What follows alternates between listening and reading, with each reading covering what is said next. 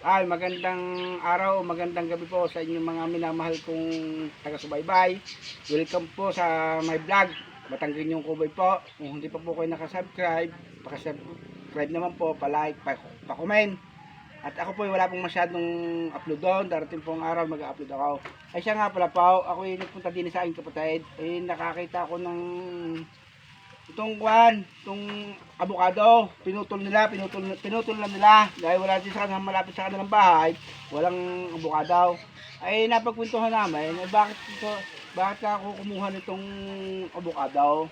Ayun pala, ang mga kapatid ay nagkaroon ng problema para sa ugat. Bukod sa pagkakapagpa-doktor, nagpa-albularyo din sila. Ibig sabihin nun, medisina at saka yung albularyo nagtulong.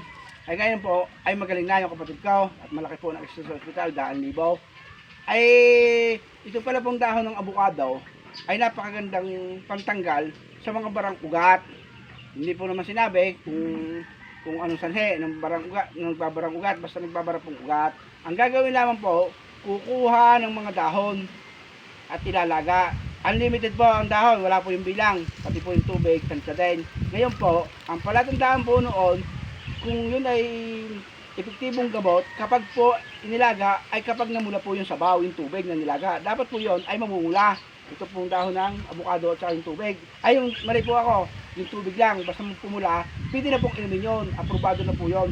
Yung po, ay kung wala kayong ibang sakit, kung ang sanhi lamang ay pagbara ng ugat, sigurado po, 100% gagaling po kayo.